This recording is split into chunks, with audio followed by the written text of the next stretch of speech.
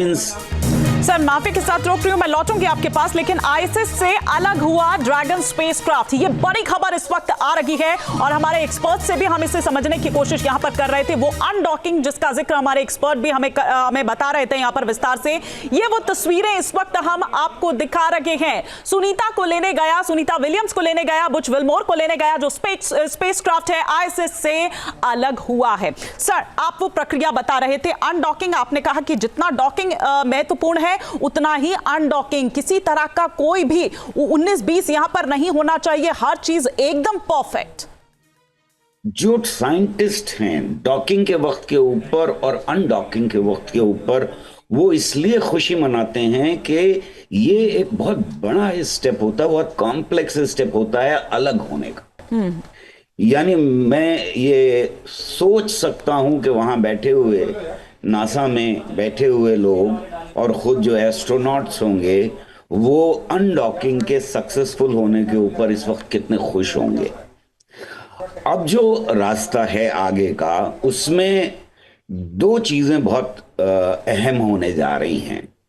एक, जब हम अपने वायुमंडल में दाखिल होंगे और टेम्परेचर्स बढ़ना शुरू होंगे, क्योंकि बहुत स्पीड के ऊपर जो रेजिस्टेंस हवा का होता है उससे रगड़ खाने की वजह से बाहर की सरफेस बहुत ज्यादा टेम्परेचर उसका बढ़ता चला जाता है जब तक जमीन पे ना आ जाए। वो एक प्रोसेस जो है वो बहुत इंपॉर्टेंट प्रोसेस होने जा रहा है, जो कुछ ही घंटों में शुरू हो जाएगा और धीरे धीरे टेम्परेचर्स बढ़ने लगेंगे।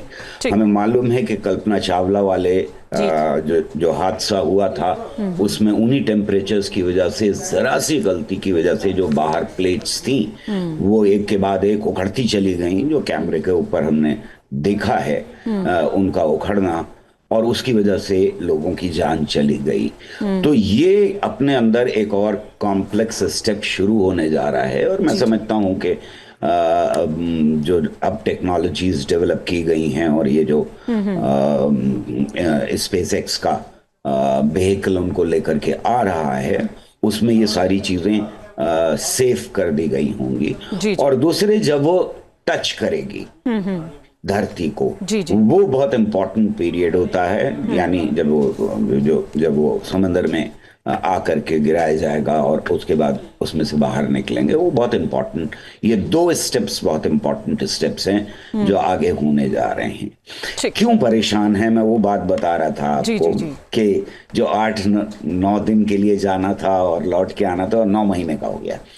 अब आप ये सोचिए कि आप पहाड़ के ऊपर जा रहे हैं और यहाँ से आपने 6 दिन का खाना और 6 दिन के कपड़े लेकर के गए, वो एकदम से 9 महीने हो जाए, बिल्कुल, तो आपकी जरूरतें जो हैं वो एकदम से अलग हो गई। अब बिल्कुल 9 महीने की जो जरूरतें हैं खाने की, 9 महीने कपड़े की जरूरतें हैं, 9 महीने पेट्रोल की जरूरतें हैं, जो भी आप ले गए उसकी जरूरतें हैं, तो वो 9 महीने की होगी बिल्कुल एकदम। और सर, तो पहाड़ की बात तो बिल्कुल अलग है, लेकिन ये तो स्पेस है जहां पर जीरो ग्रेविटी है, जहां पर रेडिएशन है, जहां पर स्पेस सिकनेस, मतलब इस तरह की तमाम चीजें हैं और जाहिर सी बात है कि इस पर विस्तार से हम चर्चा कर सकते हैं, लेकिन बात कही माफी के साथ रोक रही हूं सर, समय इतनी इजाजत दे रहा है। बहुत शुक्रिया हमारे साथ जुड़ने के लिए। न्यूज नेशन अब व्हाट्सएप पर खबरों के ताजा अपडेट के लिए न्यूज नेशन के इस QR कोड को स्कैन करें।